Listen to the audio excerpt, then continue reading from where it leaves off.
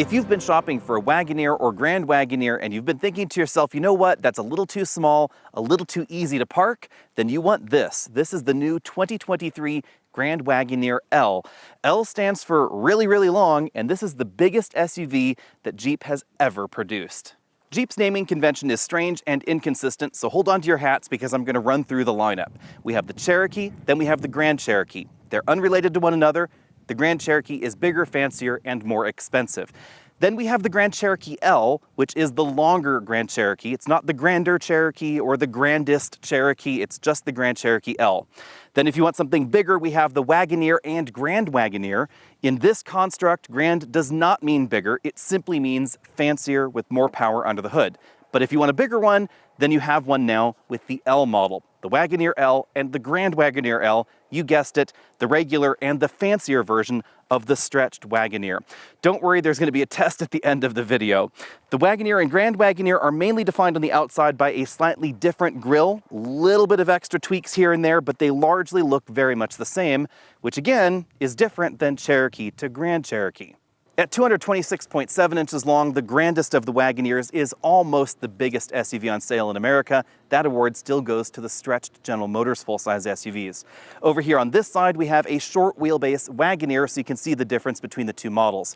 Here's how the 12-inch stretch sorts out. The first 7 inches happens between the wheels, so we get a slightly differently shaped rear door and a longer section between the door and that rear wheel. It's definitely different than over here in the Wagoneer, where some of the wheel surround is actually part of the door that opens right there. Then about 5 inches happens behind the rear wheels, so this doesn't have that really long school bus-like overhang that we find on some long wheelbase SUVs in America. Visually, the biggest difference has to be this absolutely enormous third window, which I swear is bigger than the windshield that you find on a Jeep Wrangler. Back here, the big difference between the way that Jeep stretches the vehicle and the way that GM stretches the Cadillac Escalade is that this third row does not move. So we have the same combined legroom figures in the long wheelbase and in the short wheelbase model. In the Cadillac ESV, the third row moves further rearward, and that's why this has considerably more cargo room behind the third row than we find in the Cadillac. But you are going to have to give up a little bit of combined legroom for that figure. Now, the short wheelbase version, it's class leading in terms of cargo capacity here in the short wheelbase segment, and this, at just under 45 cubic feet, is absolutely enormous for the long wheelbase segment. So if you're looking for 8-passenger ability, and if they pack lightly, 8 passengers worth of cargo capacity, you definitely want to take a look at the grandest of the Wagoneers. Out back, we find the same hatch as the short wheelbase model, so no spoiler up top, no separately opening glass still. I think that is a feature I would love to see on the Wagoneer and Grand Wagoneer. It would really make it more cargo practical. And then we have a very vertical rear end. Back here, we have a little cover over the hitch receiver. This is still rated to tow up to 10,000 pounds in the long wheelbase model if you choose the right options, and of course, the base model. The upper end trims, because of the added weight of all the features on the inside, that's going to drop down towing to still above 9,000 pounds, but not quite that 10,000 pound limit. Harkening back to the legendary Grand Wagoneer right next to me, the new Grand Wagoneer L is going to be available with an inline-6 engine. Only this time, it's going to be a 3-liter inline-6 twin-turbo engine in all versions of the Wagoneer and Grand Wagoneer L, and you're going to be able to get these new engines also in the short wheelbase version if you're interested for 2023. This is the all-new engine here. It's a global engine design based loosely around the 2-liter 4-cylinder turbo, obviously with 2 extra cylinders on the engine and the twin turbos right over here on this side. The engine's a really cool new design. The turbos are very close mounted to the exhaust manifold, just as you'd expect in a modern turbocharger. And then on this side, we have a liquid-to-air intercooler setup to reduce the plumbing length and, of course, reduce the turbo lag that is inherent in any turbocharged engine. 2 different power levels are going to be offered. Wagoneer and Wagoneer L will get the lower output version, 420 horsepower, 468 pound-feet of torque. That engine is tuned to run on regular unleaded, although you'll get the most power and most torque if you feed it premium. That vehicle will give you 3 miles per gallon better fuel economy than the outgoing 5.7-liter V8 in the same vehicle, up to 24 miles per gallon highway and over 700 miles of highway range if you get the long wheelbase version of the Wagoneer. Now, the Grand Wagoneer and Grand Wagoneer L are going to get this tune of the engine, 510 horsepower, 500 pound-feet of torque. Here's how they got to that. They didn't just swap in bigger turbos, obviously that's part of the equation, but they also upgraded almost all of the components inside the engine itself to be stronger and handle the extra power and the extra torque, up to 500 pound-feet.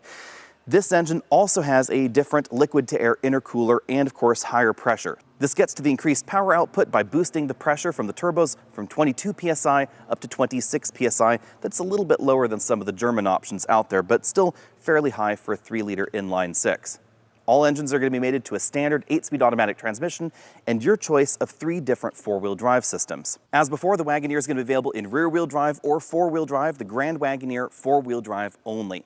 The base 4-wheel drive system gives you a single-speed transfer case, full-time 4-wheel drive, and a limited slip rear differential. The second option is still a full-time system, but you get a 2-speed transfer case if you want 4-low, same rear axle in the back. The next version is the Quadra Drive 2 system. This is a full-time system with 2-speed transfer case and the Jeep E-limited slip locker in the back. Basically the same thing that we see in the Grand Cherokee, beefed up, of course, for the Grand Wagoneer. That's not just going to give you limited slip functionality in the rear, it's also essentially going to give you an E-locker in the back, and that's why it's that next tier up in 4-wheel drive capability. If you're looking for the ultimate off-road full-size SUV, that's going to be the Grand Wagoneer with that top-end 4-wheel drive system. On the inside, perhaps the biggest thing to know about the L version of the Wagoneer and Grand Wagoneer is that the seating does not change at all. So we get the same driver's seat and same front passenger seat we find in the various different trims.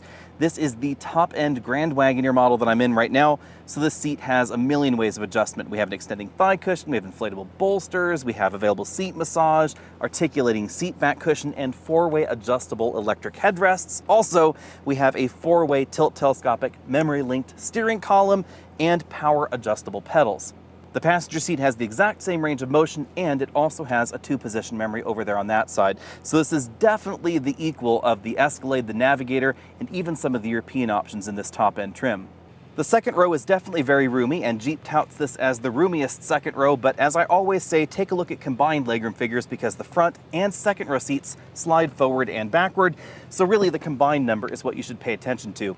And because the third row does not move further rearward, we don't find quite as much legroom in here as we find in the long wheelbase General Motors vehicles. But the second row seat, I think, is more comfortable than the ones that we find there, especially in the way that the second row seat reclines and the way that the recline mechanism is located there. You can get the Wagoneer L and Grand Wagoneer L in 7-passenger or 8-passenger versions. This is the 7-passenger model, so there's a really big center console right next to me. Now, getting into the third row is pretty easy because these seats move in a manner that allows you to keep a child seat latch anchored into place on both sides of the vehicle. So this is much more child seat friendly than we find in the Ford or GM SUVs. Thanks to the power mechanism, hopping back here into the third row is pretty easy. This seat is in a pretty upright position, but still fairly comfortable. Obviously, you can recline it even further and get some reasonable comfort here in the second row, while still having plenty of room in the third row. But again, you will find more room in the Cadillac ESV because the third row does stretch out a little bit. Still, this third row is very accommodating. I have about 1 inch of headroom left. These seats power recline in this model, which is a really practical touch. You can make them very, very upright to square off the cargo area in the back, or make them more suitable for child seats back here. We have air vents on either side, cup holders, softly padded armrests, and USB and USB-C charge ports. There's also a single pane moonroof back here for the third row. The cargo area is, of course, where the stretched wheelbase model shines. We find just under 45 cubic feet of cargo capacity back here and a very, very square cargo opening, which makes this really practical. Of course, if you want even more room, you could power fold the third row seats down. That's a one-touch operation, which is really handy. And you could also power fold the second row seats down and then have an absolutely cavernous interior where you could nearly put 4x10 sheets of whatever back here. 4x8s will easily be swallowed into this cargo area. Now, the one thing that I do find odd is that this power hatch is not as tall as I thought. I'm 6 feet tall, and as you can see, I am brushing right up against this top. So if you are taller than I am, you should keep in mind you might be bopping your head on the hatch opening. Now, if you're shorter than I am, you might rejoice at the load-in height, which is lower than the competition. This has an adaptive air suspension, so it can go even further down. And there's a button over here on the side to close the hatch, rather than on the hatch itself, to make it a little bit easier for shorter people, or of course for children, to open and close that hatch. Obviously, if you are planning on cargo hauling with your L, then you're not going to want this fixed in-place center console.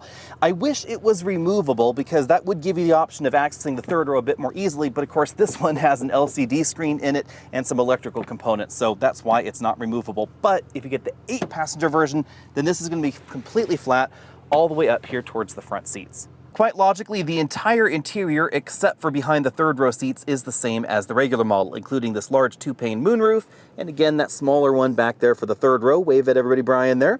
Moving back up front, you can see this has the optional Tupelo leather interior color. I have to say that Jeep has done a really, really good job with the quality of this interior. Moving over to the front doors, you can see where they've put the seat controls there. That's because they have the million-way adjustability. If you get the regular Wagoneer, then the seat controls are on the side of the seats, more like we find in other models. We have Grand Wagoneer spelled out on the dashboard. I have to say that in this top-end trim with the metal trim panels on the dashboard, I don't think it's quite as attractive as the model with the real wood trim on the dash. This has the optional secondary screen there for the passenger. I think I would skip that. I think I like the look of the dashboard without it, personally. Over here we have Apple CarPlay or Android Auto on the main screen. Interesting twist, you cannot CarPlay on the passenger screen, which has always struck me a little bit odd because CarPlay does support up to 3 screens, so they could be CarPlaying all over the place, but they decided not to do that. We have some physical controls down here below that infotainment screen, touch controls for things like the ventilated seats and heated seats. I have seen some people complain about the responsiveness of these touch controls. That's because they put the touch control itself in kind of an unusual spot. Rather than being right on the icon, you need to touch to the right side of the icon, right where those little LEDs are. And that's how you touch activate that. Down here, another LCD screen that opens to reveal a Qi wireless charging mat, lots of storage space, lots of USB inputs there, a rotary style shifter, lots of buttons right on top of that for things like auto brake hold, the lane centering system, etc. Controls for the adaptive air suspension there, the drive mode setting, the transfer case, 2 very large cup holders right behind that area. We then find a center console, lots of storage going on there, even more USB ports on the seat backs. Pretty large center console storage area. This one has an air-conditioned center console storage, in case you're interested in that. And then moving on over to the driver's side, we have a large LCD instrument cluster, lots of different views, including moving map display and the night vision system. As you'd expect, this interior is full of stitched and premium materials, wood trim items, etc. Even the stitched and soft touch center console areas here, that's where we find the trailer brake controller right there under the power button. The steering wheel is a 2-spoke unit. The infotainment controls are on the back of the steering wheel. You'll find the controls for that multifunction LCD over here on the left side, the controls for the adaptive cruise control over here on the right side, and then we have a nice stitched airbag cover.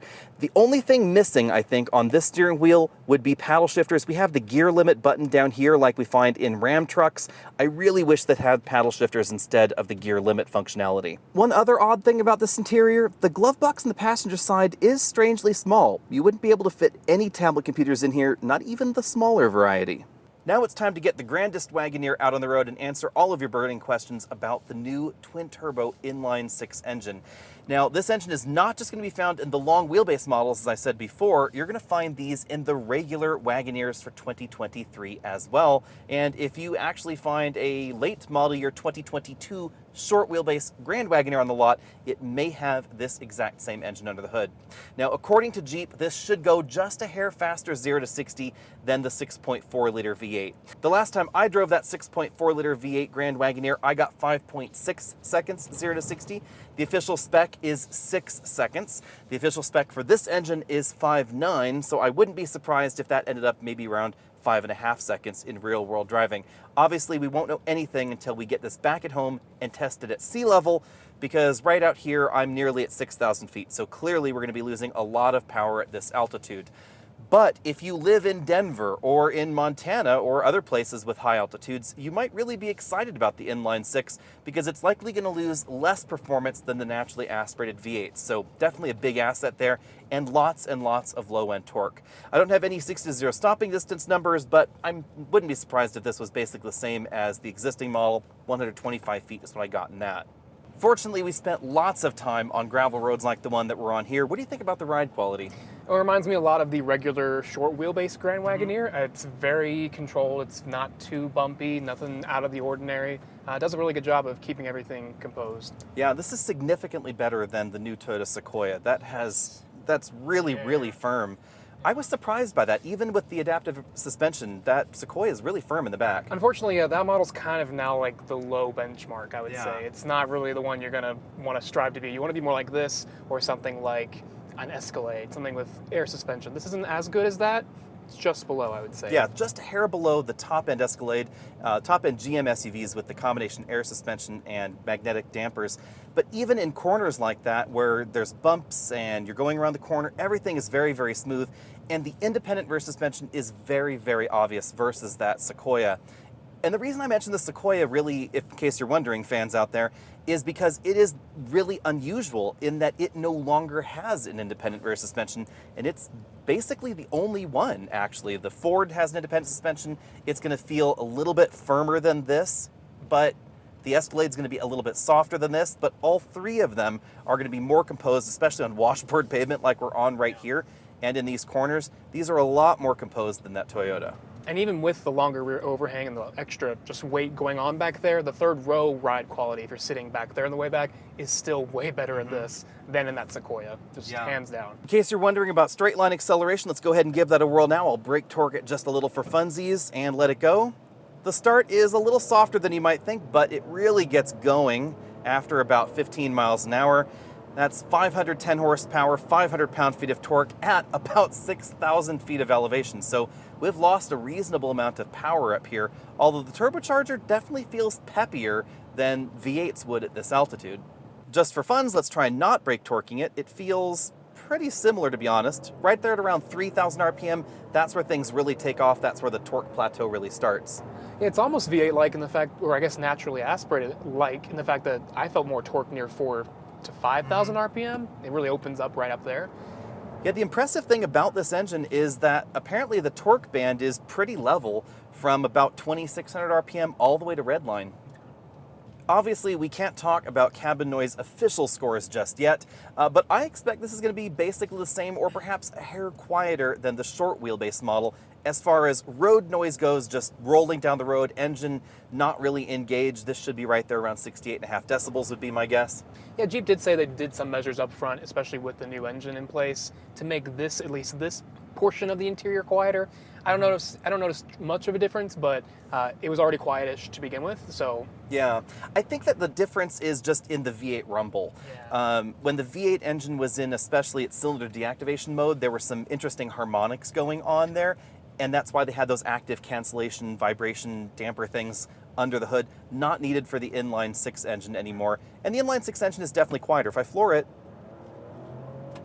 there's definitely a lot of power, a lot of torque, but it is much, much quieter than the V8. And speaking of the sound, do you like the way this sounds? I mean, I do like it, but it is very discreet. I think this sounds more refined and more luxury car-like than the V6 that we find in the Ford and the Lincoln. It sounds to my ear more like the Mercedes inline-6 than the BMW inline-6, though. I think the BMW inline-6 sounds fantastic. This, not as fantastic, but still very good. I find it kind of interesting that Jeep, the company that will sell you a 392 Wrangler and formerly an SRT Grand Cherokee or a bonkers 700 horsepower Grand Cherokee, that they decided to make this inline-6 so luxuriously quiet. right. And now you have competitors, well, really the one competitor, Escalade V, that is a much higher output engine than this. Yes. And you're not going to get anything like that out of this car at all. That is a whole completely different animal. But cool that they did that. I don't foresee them doing something like that with this, like putting that kind of engine back, because they're getting rid of the V8s. Right. On the normal models, I imagine we're not going to get anything similar to that, but that's probably not really the mission of this car anyway. What we don't know is what is the plug-in hybrid Grand Wagoneer going to be like, because we all know it's coming.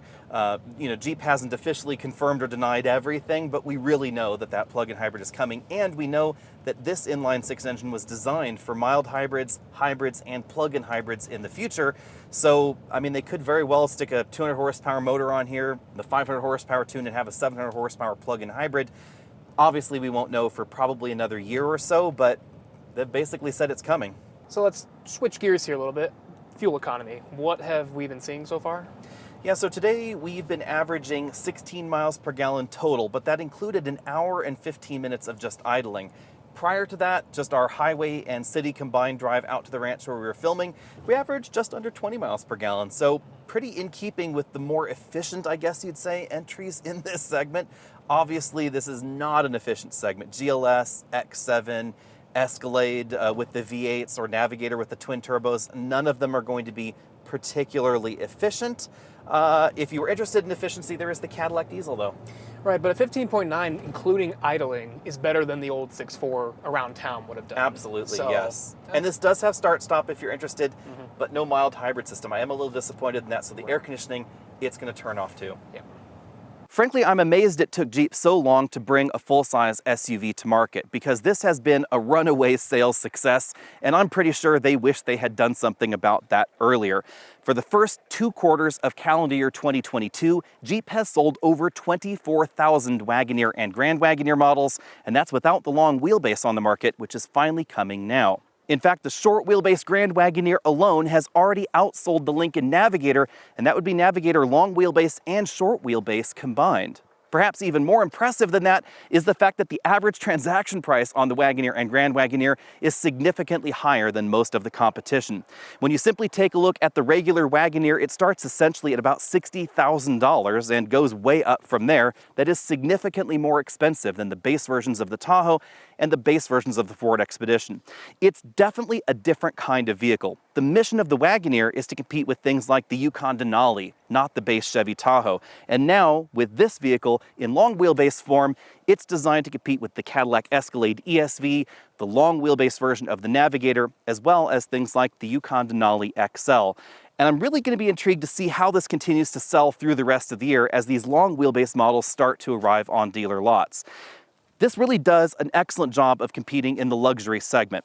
When you take a look at this top-end Grand Wagoneer model, it has all the gadgets and gizmos, all the luxury accoutrements on the inside to compete with the Navigator and Escalade, with a ride that is definitely above what we find in the Navigator, and now 510 horsepower. Now, if you want something that's faster and something that rides even better, there is the Cadillac Escalade, but it actually is going to be a little bit more expensive than the Grand Wagoneer. So you're going to pay for that extra refinement, and you're not going to find as much screen real estate or as much cargo room inside.